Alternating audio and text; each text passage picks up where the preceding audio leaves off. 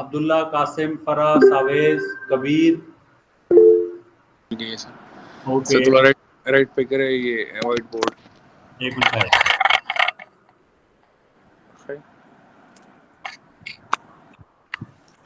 आप देखिए बोर्ड सही नजर हो आ गया रहा है। सर। यस सर, बिल्कुल आ रहा है। थोड़ा नजदीक रहे सर, थोड़ा दूर है।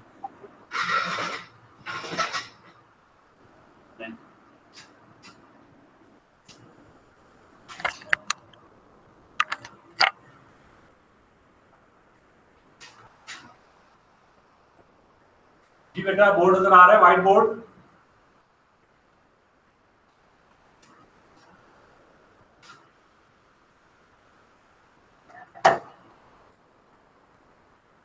ओके, अब्दुल्ला कह रहे हैं, बाकी लोग भी कह रहे हैं कि उनको बोर्ड नजर आ रहा है। That's good. अच्छा स्टूडेंट्स, आज जो हमारा टॉपिक है that is we are starting the new chapter, that is chapter number 16, जो कि इंटीग्रेशन, जो कि हमारे पास रेट ऑफ चेंज के हवाले से ही है।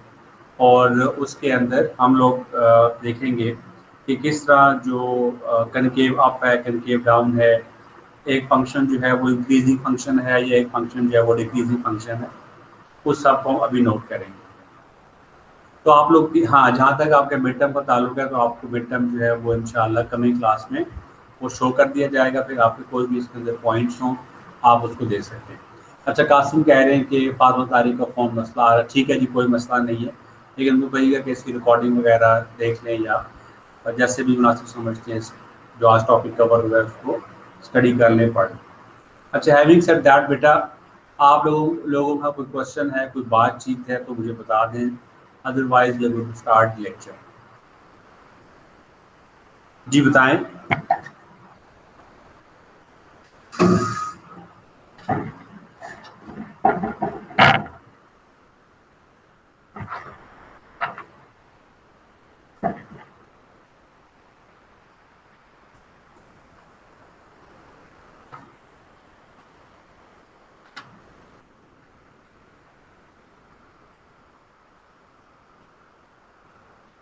ओके, आज जो हमारा टॉपिक है that is from chapter number 16 derivatives. और उसी चैप्टर के अंदर हमारे पास जो इम्पोर्टेंट चीज़ है जो कि आपको पता होनी चाहिए वो ये है कि आज हम एडिशनल इंटरप्रिटेशंस पढ़ेंगे। तो सबसे पहले हम बात करेंगे कि फर्स्ट डेरिवेटिव। आपको पता है कि अगर आपको ये बोर्ड नजर आ रहा है, if you are going to take एक फंक्शन है f of x which is equal to let's say x cube plus 2x square, इसका जब आप एक दफा डेरिवेटिव लेते हैं which is known as first derivative. ये जो हम लोगों ने फाइनल मिड टर्म में भी एक सवाल इसके ऊपर किया है, आया हुआ था। तो अगर आप सेकंड टाइम इसका डेरिवेटिव लेंगे this is known as second derivative, या इसको हायर ऑर्डर डेरिवेटिव भी कहते हैं। सेकंड, थर्ड, फोर्थ को हाई ऑर्डर डेरिवेटिव्स भी कहते हैं, जो कि हमारे पास आते हैं 6x + 4। इस वक्त जो हमारा टॉपिक है that is only be dealing with the first derivative. अब फर्स्ट डेरिवेटिव की जो इंटरप्रिटेशंस हैं, जो उसकी एडिशनल यूजेज है, वो हम आज देखेंगे कैसे वो परफॉर्म होता है, कैसे वो अपनी जो फायदा है उसका हम उठा सकते हैं। सबसे पहले जो हमारा टॉपिक है वो है increasing and decreasing function. Increasing and decreasing function.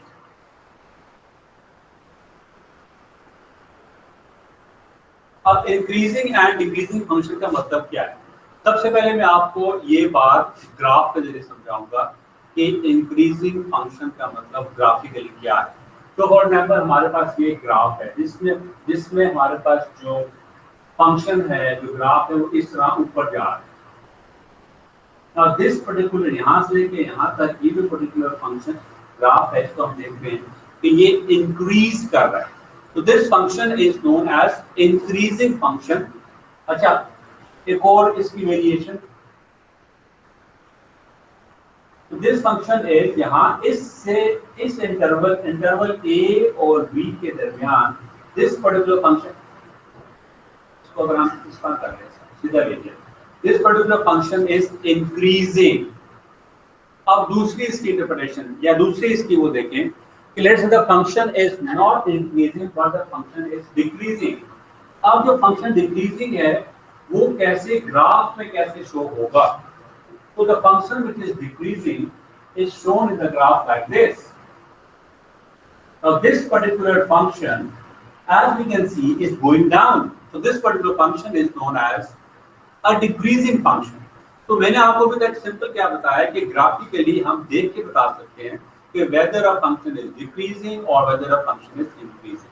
अब अगर मैं आपको बताऊं आजकल जो अकाउंटिंग एंड फाइनेंस के स्टूडेंट्स ना और ये कोर्स भी बिजनेस कैलकुलस का है, तो मैं आपको आजकल रीसेंट फिनोमेना जो है स्टॉक एक्सचेंज का, पाकिस्तान स्टॉक एक्सचेंज का आपके साथ शेयर करता हूं और मैं कहता हूं कि लेट्स से ये लास्ट 5 to 7 डेज का डाटा है। आप देखो कि हमारे स्टॉक एक्सचेंज जो है वो कुछ इस तरह जा रहा है। अब ये लेट्स से आज हमारे पास है ट्यूसडे, इस ट्यूसडे और लास्ट ट्यूसडे इसका ये डाटा है और पाकिस्तान स्टॉक एक्सचेंज का। अब मैं अगर आपसे कहूं कि हाँ भी बताएं कि पाकिस्तान स्टॉक एक्सचेंज जो है वो इंक्रीज कर रही है या डिक्रीज कर रही है, तो आप क्या बताओगे इस ग्राफ को देख के? इस ग्राफ को देख के आप बताओगे कि द पर्टिकुलर स्टॉक एक्सचेंज जो है वो ओवरऑल इंक्रीज कर रही है। स्टॉक एक्सचेंज की जो हमारे पास इंडेक्स है वो ओवरऑल जो से कहते हैं ना वो नफ्सियाती साइकोलॉजिकल लिमिट जो है वो अबूर कर गया, तो हमारे पास जो उसकी वैल्यूज आ रही है स्टॉक एक्सचेंज की वो हमारे पास इंक्रीज हुई। अब अगर ये स्टॉक एक्सचेंज हो तो जब कोरोना नया नया आया था उस वक्त अगर आप देखते डाटा उस समय का डाटा वो इस तरह का था।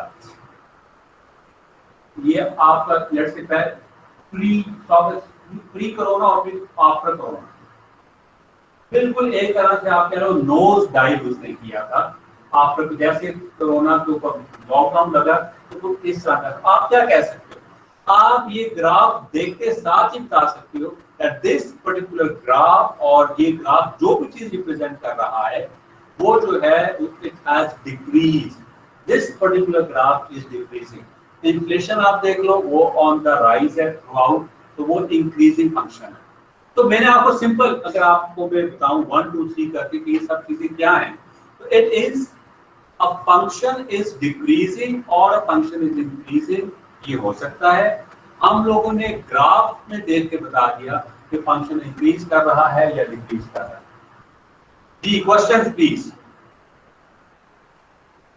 तो आप पूछें।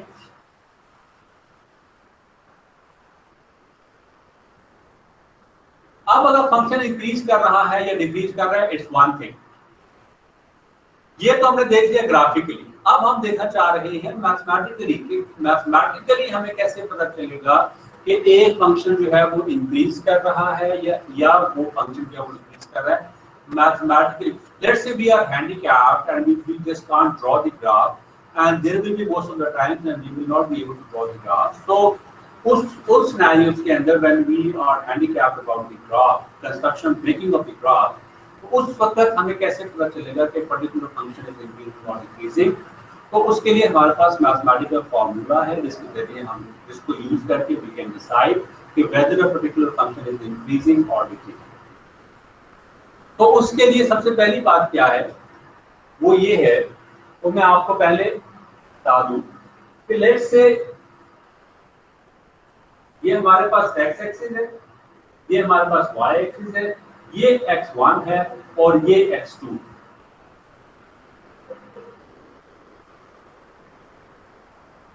अब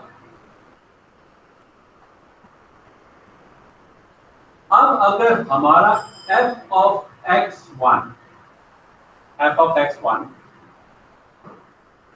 is less than f of x2, इसका मतलब क्या है?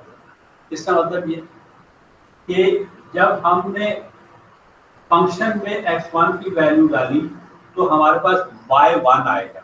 लेट्स से y1 ये है तो हमारे पास ये पॉइंट आ गया x1 y1 और ये हमारे पास है x2 की वैल्यू जब हम डालेंगे तो हमारे पास y की वैल्यू आ जाएगी y2। ये हमारे पास जैसे आ गया x2 y2। f of x1 is less than, यानी कि ये लेस है तो हम कहेंगे कि ये हमारा अब अच्छा अभी 1 मिनट है, ये बात आपको समझ आ गई कि f(x1) is less then f(x2)? मुझे बताएं, ये बात समझ आ रही है कि इसका मतलब क्या है कि हमने x1 वैल्यू ली, उसको प्लग इन किया फंक्शन में और वैल्यू निकाल दी y की, उसको हमने y1 का, उसको उस डॉट को हमने प्लॉट कर लिया, फिर हमने x2 की वैल्यू को फंक्शन में डाला, उसको हमने y2 निकाल लिया और प्लॉट कर लिया, तो हमारे पास f(x1) भी आ गया, हमारे पास f(x2) भी आ गया। हमने उसको प्लॉट किया तो हमारे पास कुछ इस तरह की ग्राफ आया, जो कि मैंने इस तरह का बनाया। आपको कोई सवाल है तो पूछ लें।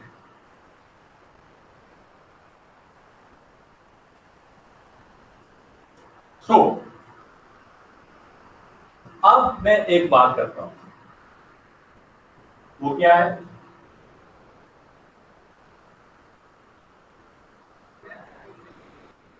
डिक्रीजिंग और इंक्रीजिंग फंक्शन का अब मैं आपको लिखवाने लगा हूं।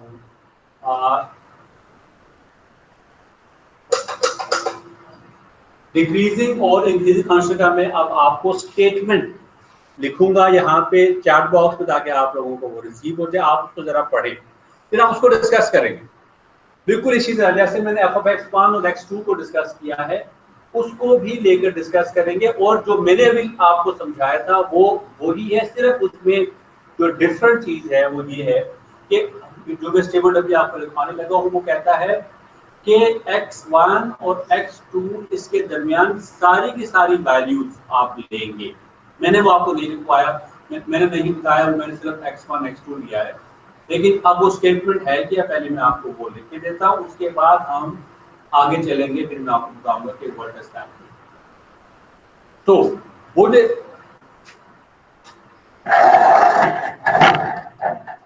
Me show you the chat box में आपको लिख के देता हूँ। Sorry, it says that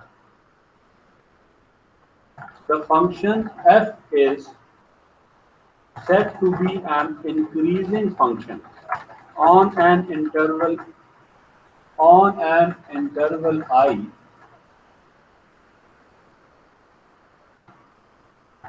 if for any x1 less than x2, if for any x1 and x2 within the interval x1 is less than x2, implies that f of x1 is less than f of x2.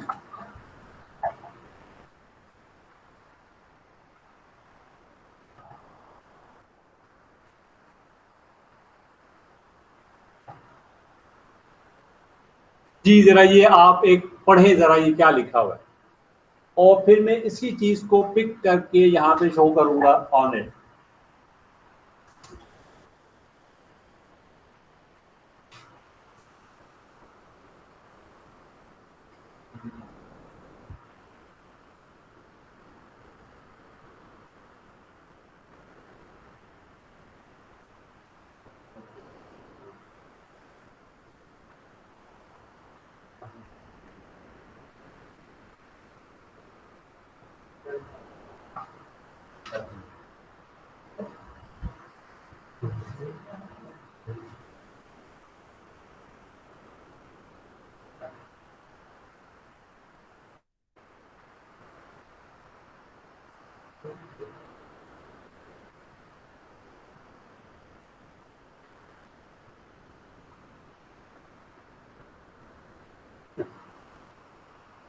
Okay जी, अब मैं आपको बताता हूं कि ये क्या लिखा हुआ है। So it says that the function is said to be increasing function on interval. मैंने जो अभी आपको बताया था, मैंने इंटरवल की बात नहीं की थी, I just picked 2 points और मैंने उसके ऊपर आपको एक्सप्लेन किया था।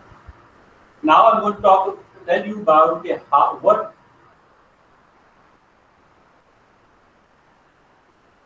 is this particular statement look like on a graph. It says that we have an interval I, हमारे पास इंटरवल I है, और वो इंटरवल कुछ भी हो सकता है, ये देखिए A और B। अच्छा, आपको आई नो दैट कि आपको इन दोनों स्क्वायर ब्रैकेट्स का मतलब पता होगा, लेकिन अगर नहीं पता तो मैं आपको बता देता हूँ।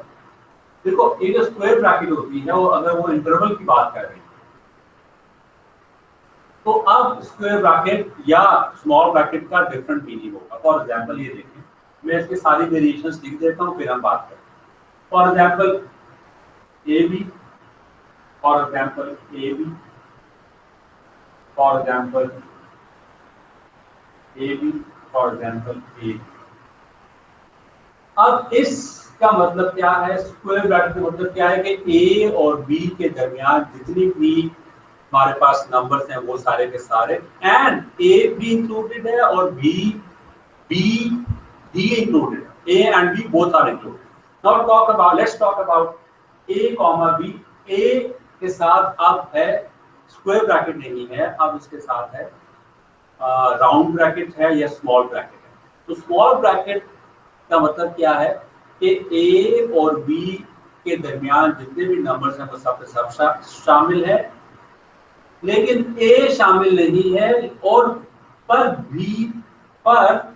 बी शामिल है, बिकॉज स्क्वायर ब्रैकेट है।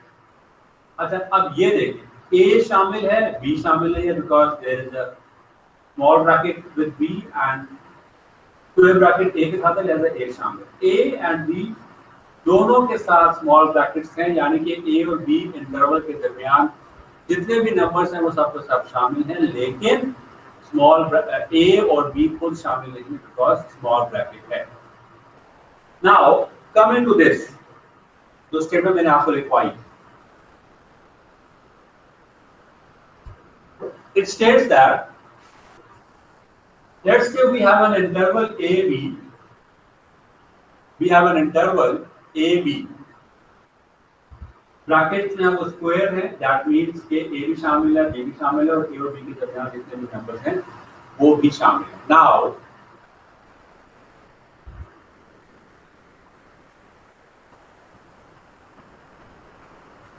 अब वो क्या कह रहा है कि आप इस इंटरवल से कोई भी दो पॉइंट उठाएं, x1 x2,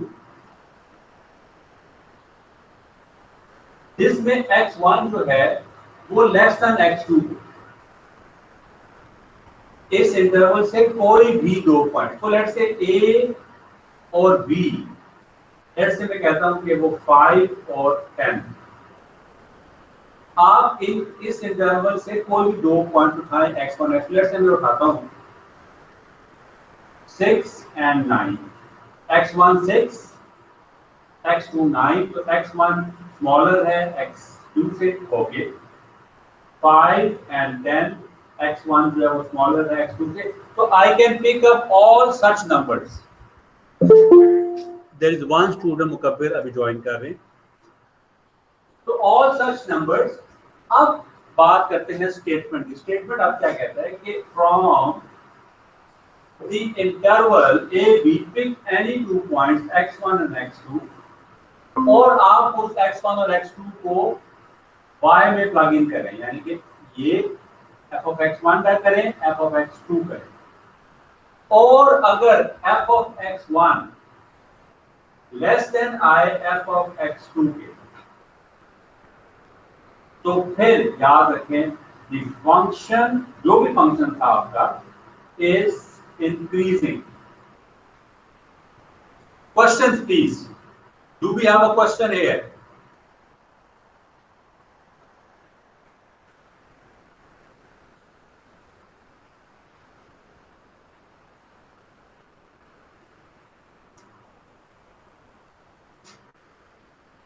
सब इस कह रहे थे कोई सवाल नहीं। तो ये हमारे पास एक ऐसा फंक्शन होगा जिसमें हमारे पास फंक्शन जो होगा वो इंक्रीजिंग है। अब इसी को रिवर्स करते हैं तो हमारा जो डेफिनेशन है वो डिक्रीजिंग की भी बन जाएगी। देखें वो कैसे।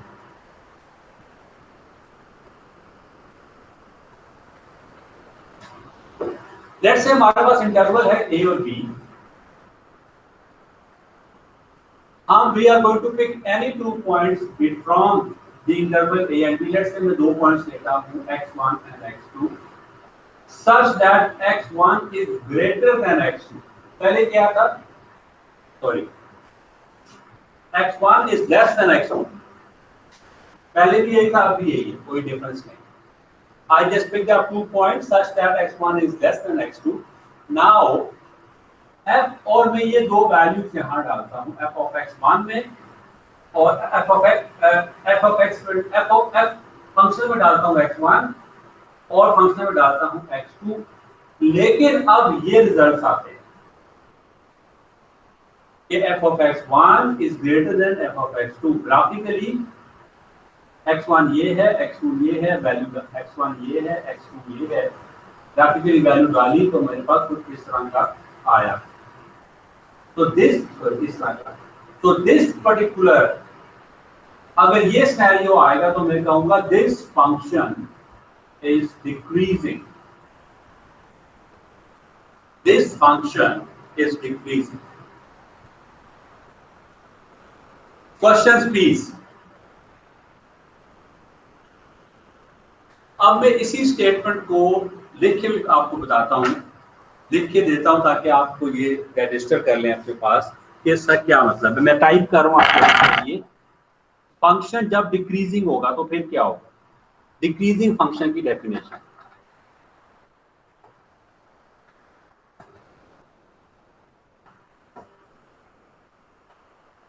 First states that the function f is said to be a decreasing function, बिल्कुल वही है, इंक्रीजिंग की जगह डिक्रीजिंग आ रहा है और साथ एक और चेंज आ रही है। ऑन एन इंटरवल I,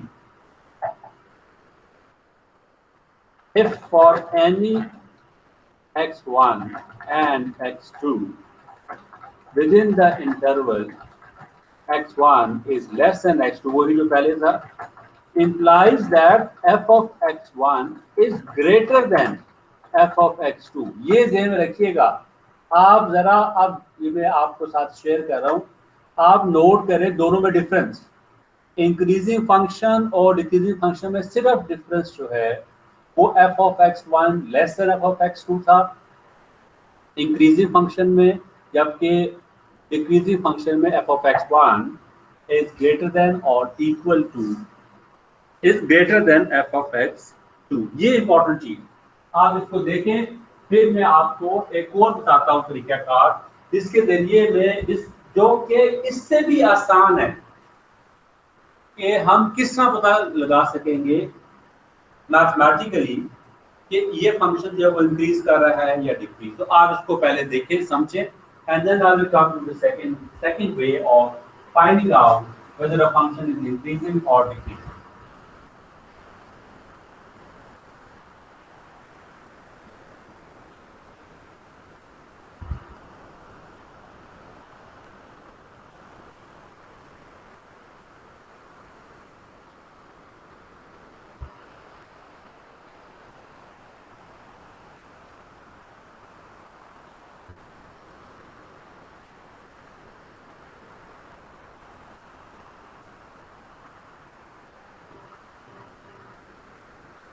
अच्छा जी, now if you have understood it,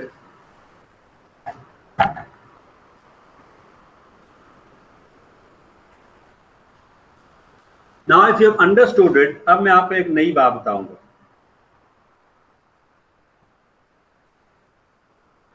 और वो इससे भी आसान तरीका है to find out if a function is increasing or decreasing. सबसे सिंपल, बहुत ही आसान, और आप बड़े खुश हो।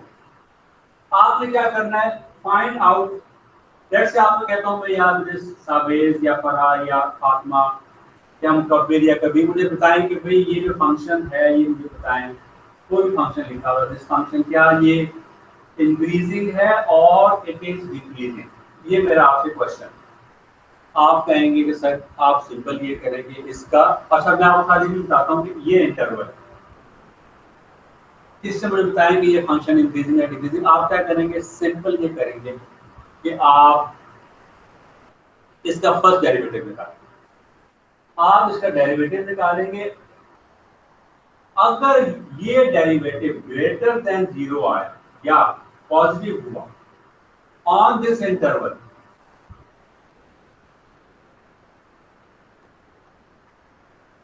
तो आप कहेंगे कि ये जो फंक्शन है ये इंक्रीजिंग है, ये लिखा हूं ऑन, बस दैट्स इट। आपने देखा कि ये पर्टिकुलर फंक्शन, उसका फर्स्ट डेरिवेटिव निकाला, आपने देखा कि वो कहाँ पे इंक्रीजिंग है, किस जगह पे इंक्रीजिंग है, किस जगह पे डिक्रीजिंग है। जहां जहां पे वो इंक्रीजिंग है आपने कहा कि ये पर्टिकुलर फंक्शन जो है ये पॉजिटिव है, ये इंक्रीजिंग फंक्शन। अब मैं आपको बताता हूं, इसको लिख के देता हूं ताकि आप इसको अपने पास रजिस्टर भी करें। तो मैं लिख रहा हूं कि भाई ये इंक्रीजिंग फंक्शन की डेफिनेशन है। I am sorry, spelling mistake हो गई है फंक्शन की स्पेलिंग में। It states that if the first derivative of f of x is positive throughout the interval, then the slope is positive and f is an increasing function on that interval. बस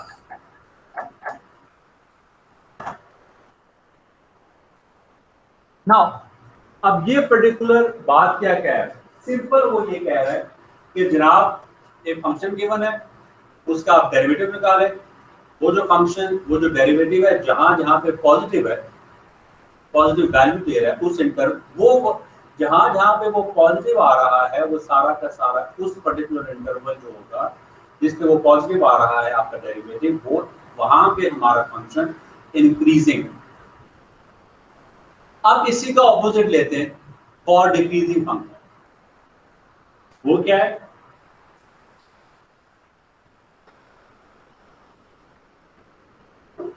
वो है जी decreasing function. तो decreasing function ये कहता है कि जनाब let's say हमारे पास स्टूडेंट हैं, सारे सब मसला, ये फंक्शन है, क्या ये इंक्रीजिंग है या डिक्रीजिंग है, क्या है?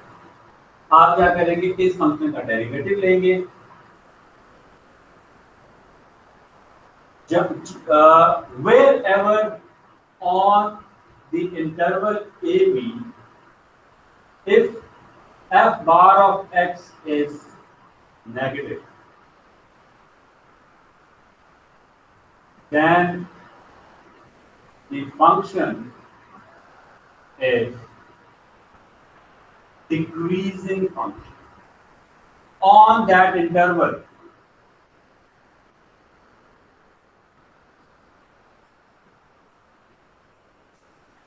जी, अब मैं आपको ये उधर भी लिख बताऊंगा, फिर हम सवाल हल करेंगे सो दैट आपको ये चीज अच्छी तरह समझ आ जाए। अब इसी चीज को जो मैंने पहले इंक्रीजिंग फंक्शन की लिखी थी, अब मैं डिक्रीजिंग फंक्शन का लिखूंगा।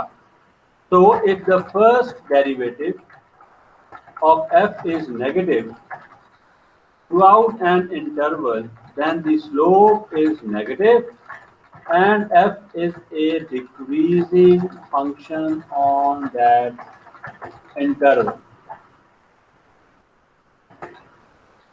So ये मैंने आपको बस स्पेलिंग मिस्टेक ठीक करा। The first derivative of f is negative, ये मैंने आपको भिजवा दी। Now this, but अब मैं आपको सवाल भी हल करके बताता हूँ, but remember कि जब भी स्लोप हमारी नेगेटिव होगी ऑन अ गिवन इंटरवल तो हमारा फंक्शन डिक्रीजिंग। स्लोप क्या है, डेरिवेटिव। जब भी हमारा डेरिवेटिव जो है वो पॉजिटिव होगा या हमारा डेरिवेटिव जो है उसकी स्लोप, फंक्शन की स्लोप हमारी पॉजिटिव होगी ऑन द गिवन इंटरवल, तो उस गिवन इंटरवल के ऊपर हम कहेंगे that the function is increasing. अब मैं आपको इसका एक सवाल हल करके बताता हूँ।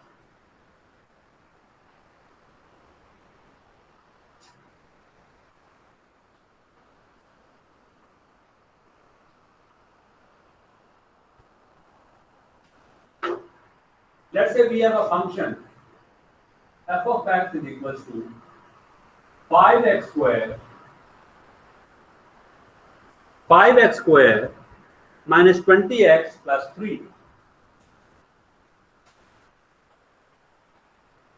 मैं आपसे कह रहा हूं कि मुझे बताएं कि ये वाला फंक्शन इंक्रीजिंग है, डिक्रीजिंग है, क्या है, और अगर इंक्रीजिंग है तो कहाँ पे इंक्रीजिंग है, और अगर डिक्रीजिंग है तो कहाँ पे डिक्रीजिंग है। सो एफ इसका डेरिवेटिव निकाला, वो आ गया 10x minus 20।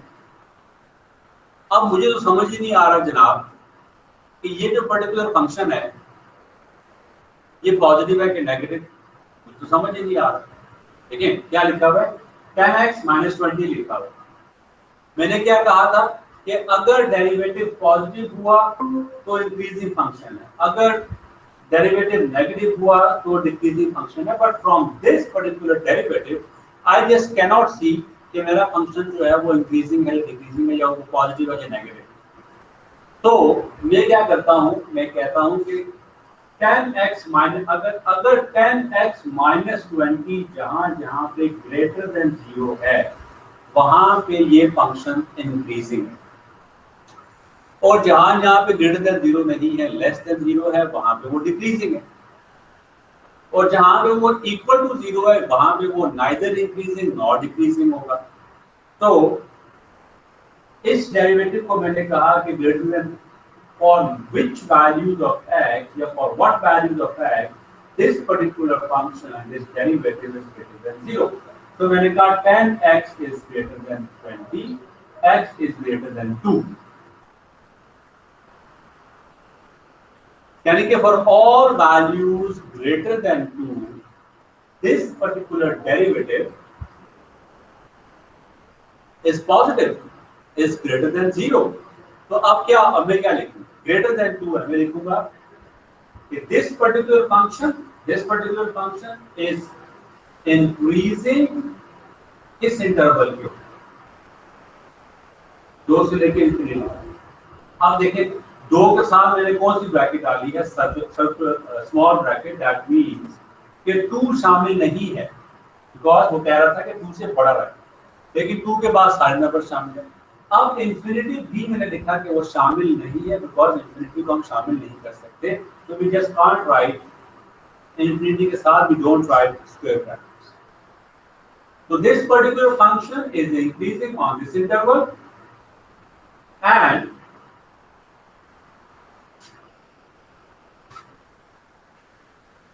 Similarly 10x minus 20, 10x minus 20 को मैं इक्वल टू 0 करता हूं, मेरे पास आ जाता है x इक्वल टू 2, यानी कि ये डेरिवेटिव इक्वल टू 0 होगा जब x की वैल्यू 2 होगी। तो मैं कहता हूं कि this function is neither increasing nor decreasing at x equal to 2, यानी कि ना इंक्रीजिंग है ना डिक्रीजिंग है, बिकॉज जो डेरिवेटिव है वो इक्वल टू 0 हो जाएगा at 2। Now coming to the last 10x, ये डेरिवेटिव जब लेस देन 0 होगा, जिन वैल्यूज पे लेस देन 0 होगा यानी कि नेगेटिव होगा, वहां पे ये फंक्शन ये डेरिवेटिव लेस देन 0 होगा, डेरिवेटिव नेगेटिव होगा, दैट मींस कि वहां पे ये वाला फंक्शन डिक्रीजिंग होगा। तो मैंने कहा x लिखा, x हमारे पास आ गया वैल्यू 2। अब वो मुझे कह रहा है कि जनाब ये वाला फंक्शन बकेट है, ये वाला डेरिवेटिव नेगेटिव होगा for all values of x less than 2, यानी कि 2 से नीचे सारी वैल्यूज पे डेरिवेटिव नेगेटिव होगा, यानी कि 2 से नीचे सारी वैल्यूज पे ये फंक्शन डिक्रीजिंग होगा। Now this function is decreasing from minus infinity से लेके 2 तक, लेकिन 2 शामिल नहीं है। जी क्वेश्चंस प्लीज, और मैं भी आपको कोई सवाल भी देता हूं ताकि आपको समझ भी आ जाए। क्वेश्चंस पूछें, and meanwhile I give you few questions to solve.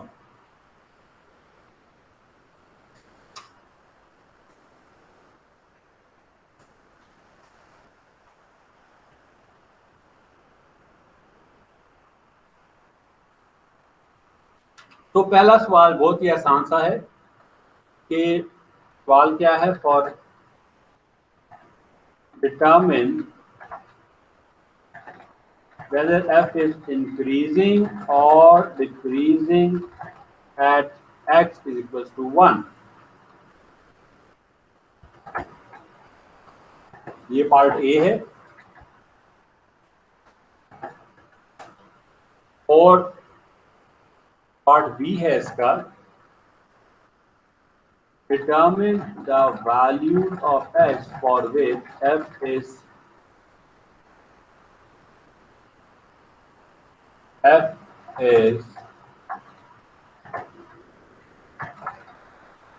increasing,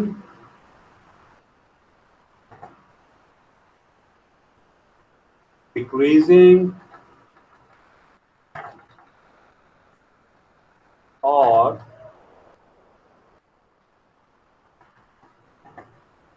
neither increasing nor decreasing.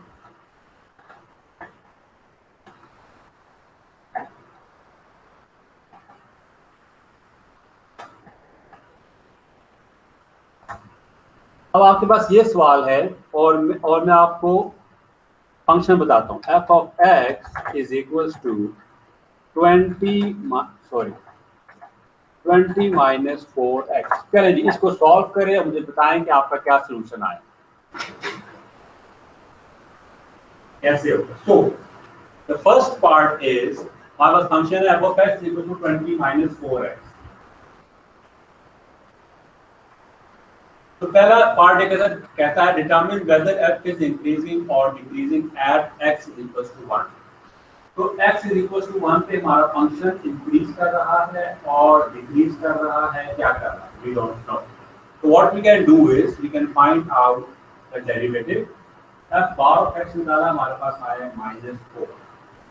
20 0 हो गया, ये x खत्म, डेरिवेट हो गया तो -4 आ गया। अब f of 1 डाला, f of 1 डालने के बाद भी आंसर -4 ही आएगा, which is नेगेटिव। नेगेटिव हमने कहा था कि अगर फर्स्ट डेरिवेटिव किसी भी पॉइंट या इंटरवल के ऊपर नेगेटिव हो तो वहां पे फंक्शन डिक्रीजिंग है। तो ये function at this particular point x is equals to 1 function हमारा डिक्रीजिंग। आंसर आ गया हमारा। नाउ अब अगला पार्ट ये कहता है कि determine the values of x for which f of x is increasing। अब ये हमारा फंक्शन कहां पे इंक्रीजिंग है।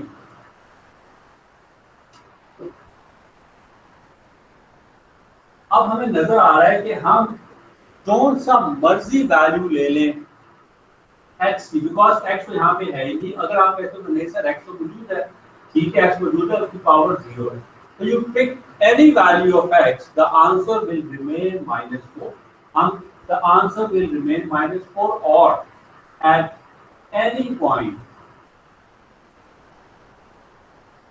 on interval -infinity to infinity, यानी कि -infinity से infinity से कोई भी आप पॉइंट ले लें या कोई भी इंटरवल लें,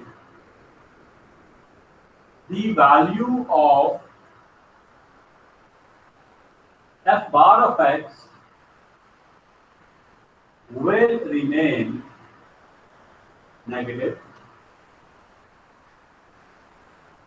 Therefore, the function is decreasing।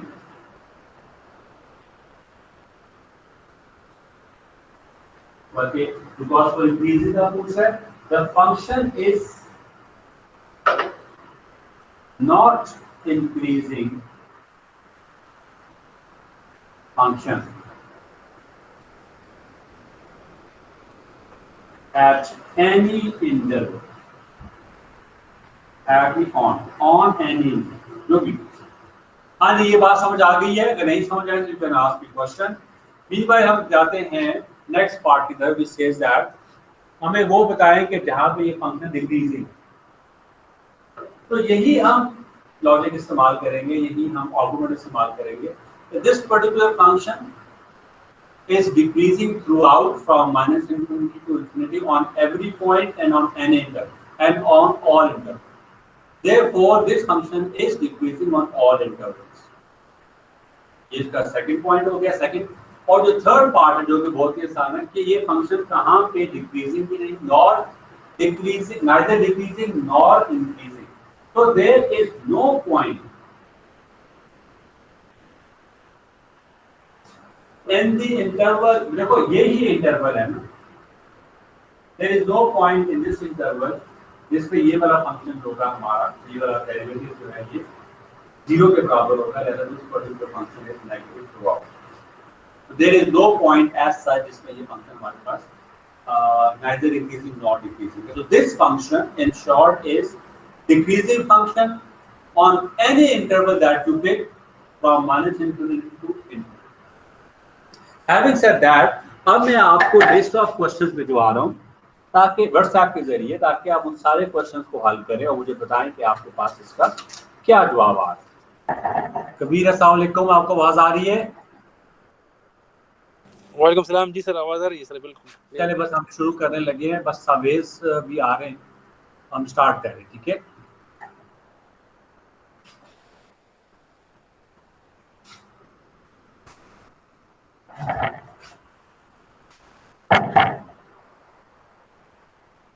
Okay, अब जो हमारा टॉपिक है that is about relationship between second derivative and, thank you Chavez, second derivative and concavity.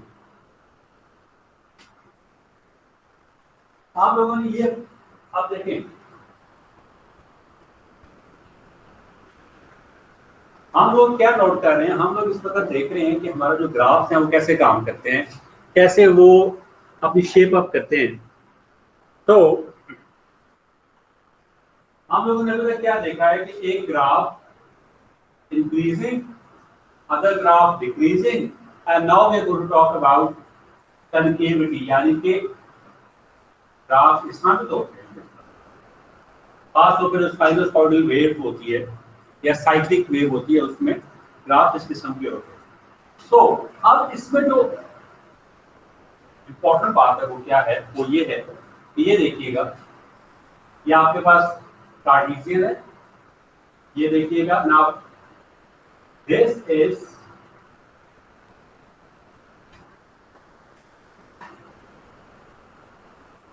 अगर हमारा ग्राफ कुछ इस तरह का है तो ये सारा का सारा पोर्शन जो है इसको हम कहते हैं कि ये कनकेव अपवर्ड है, कनकेव अपवर्ड।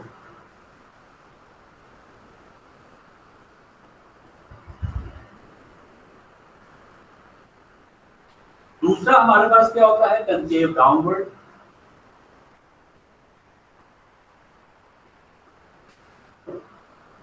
कनकेव डाउनवर्ड कुछ इस तरह का ग्राफ होता है, ये दिस इज कनकेव डाउनवर्ड, यानी कि the cave is towards down side, तो ये कनकेव डाउनवर्ड।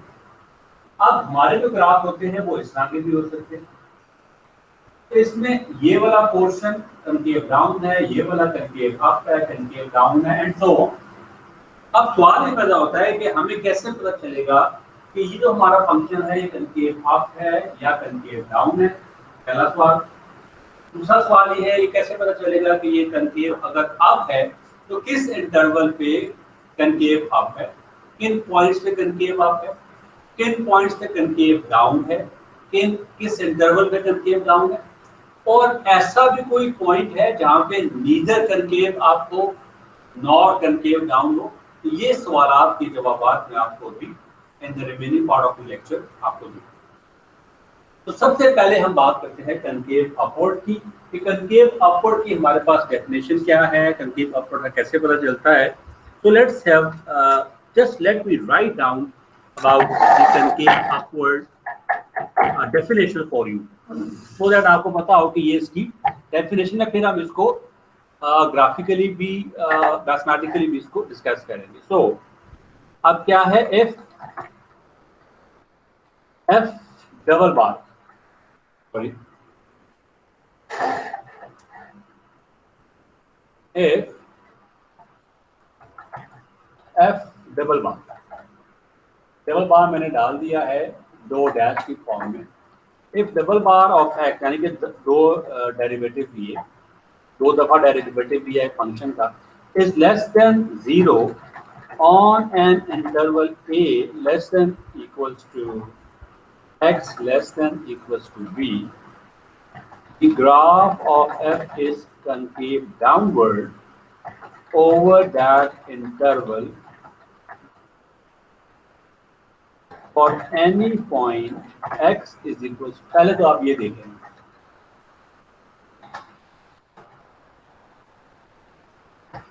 अच्छा हो गया। कह रहे हैं हमारे पास जो बुक है वो ये कह रही है कि अगर हम एक फंक्शन का 2 दफा डेरिवेटिव लें and then for all the points which are less than for which our second derivative is less than 0, तो वो जो हमारे पास इंटरवल होगा जिसके ऊपर हमारा जो सेकंड डेरिवेटिव है वो लेस देन 0 आ रहा है या नेगेटिव आ रहा है, उसको हम कहेंगे कि ये हमारे पास वो वाला जो इंटरवल है वो कनकेव डाउनवर्ड।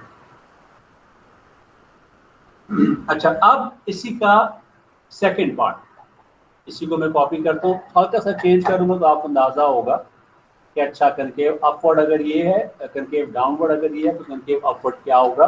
वैसे तो अब आप इसको खुद भी गैस कर सकते हैं कि ये हमारे पास क्या होगा। तो let's have a look at this one. if f double bar of x is greater than equal to 0 on an interval a and b, then the graph of the function f is concave upward over that interval. तो एक चीज हमारे पास होगी concave downward, दूसरी चीज हमारे पास होगी concave upward. अब मैं आपको इसका एक सवाल करवाता हूँ। सवाल की वैल्यू है f of x is equals to x cube, f of x is equals to x cube minus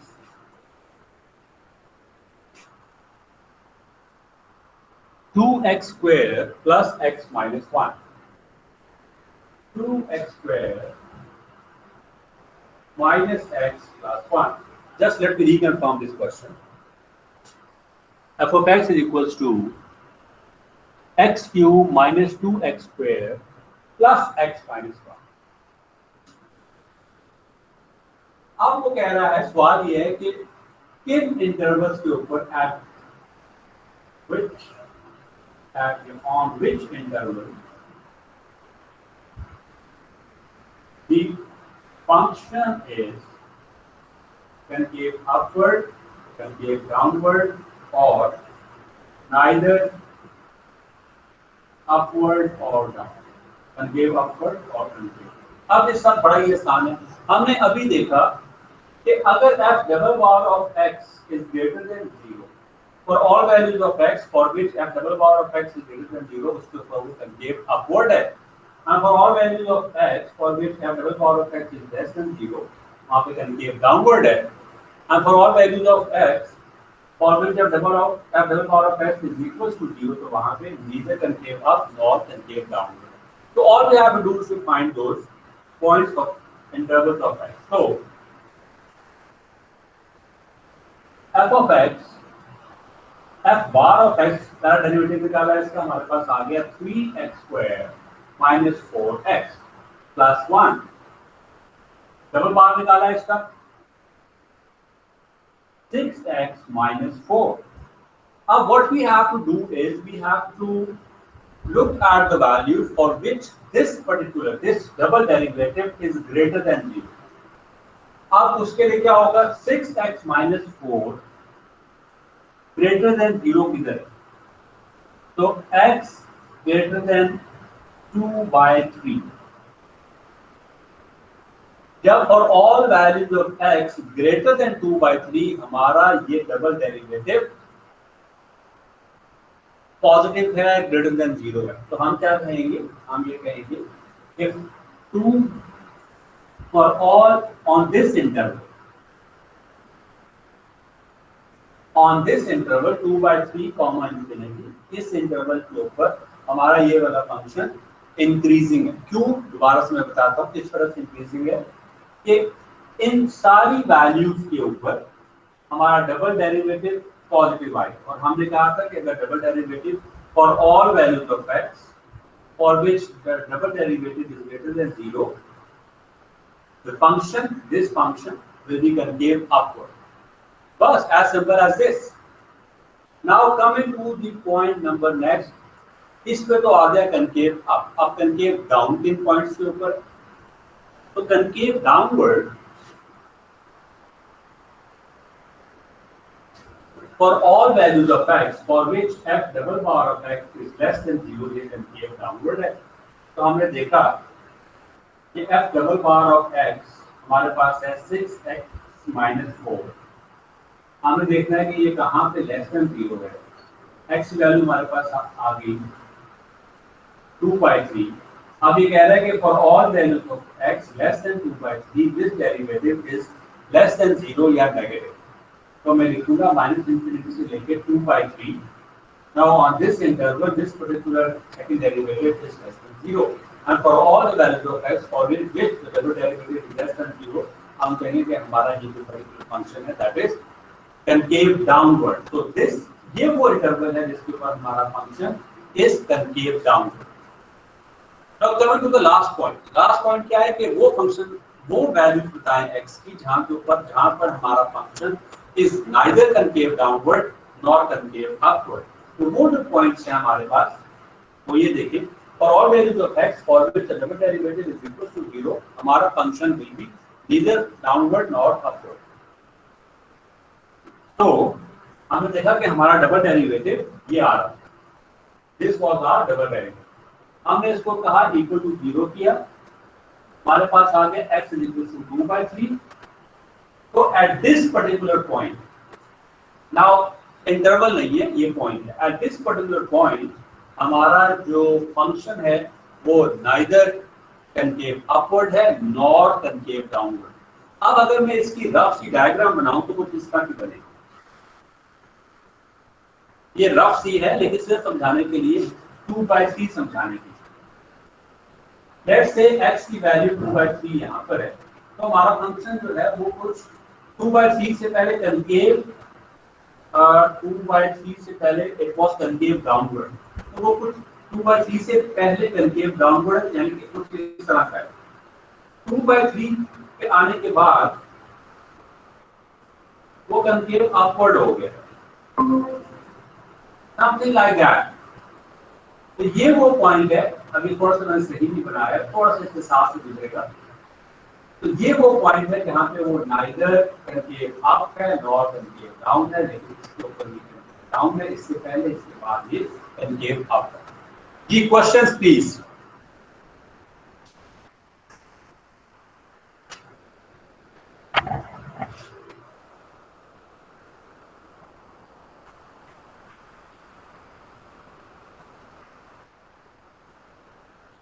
अच्छा, अगर कोई सवाल नहीं है आपका तो आप एक सवाल आप करें, which is f of x is equals to x4।